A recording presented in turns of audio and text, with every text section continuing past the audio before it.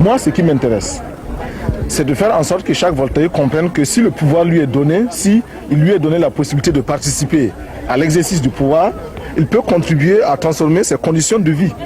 Et il peut en tirer profit. Et c'est là le sens de la révolution. La révolution est venue pour donner. Donner quoi? Donner à chacun la possibilité de définir ses lendemains. Et c'est ce qui est le plus important. Et lorsque les gens participent comme ça, nous sommes satisfaits et nous voyons qu'il y a là un premier pas de fait.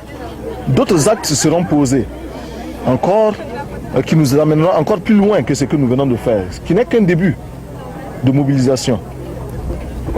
Et sachez que le lotissement que nous sommes en train de faire à Ouagadougou ne s'arrêtera pas à Ouagadougou. Cela ne s'arrêtera pas seulement à Bobo-Dioulasso. Mais dans les autres provinces, et bientôt vous entendrez appeler les hauts commissaires pour débarrer les constructions dans les autres provinces.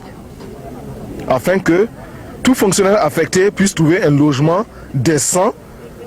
Tout habitant dans une province puisse trouver facilement, aisément un logement décent à des prix plafonnés également.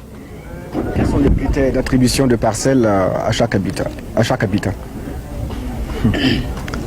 Les critères d'attribution, on veut dire que au lieu de la distribution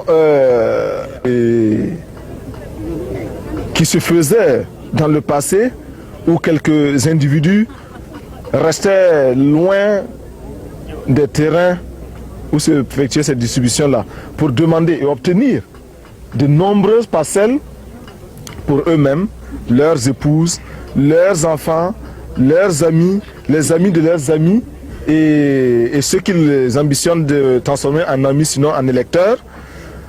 Eh bien, au lieu de procéder ainsi, nous allons ensemble définir ces critères-là. Ce n'est pas moi qui vais définir ces critères.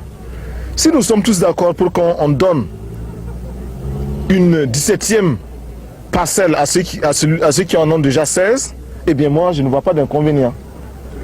On en donnera 17 à chacun. Par contre, si nous estimons qu'avant de commencer à donner une 2e ou une 3e parcelle à d'autres, il vaut mieux commencer par servir une première parcelle à ceux qui n'en ont pas du tout, eh bien c'est ce que nous allons adopter. Et alors, nous amènerons une table, nous posons la table au milieu, nous convoquerons une assemblée générale, tout le monde viendra et tous les candidats vont défiler sur la table. On va indiquer, bon, le camarade Intel est candidat à une parcelle ici. Est-ce que le candidat Intel remplit les conditions que démocratiquement nous avons posées ensemble? Oui, le candidat remplit ces conditions. Eh bien, on lui donne la parcelle. Non, il ne remplit pas les conditions. Eh bien, il descend de la table purement et simplement. Ce n'est pas moi qui vais définir les critères.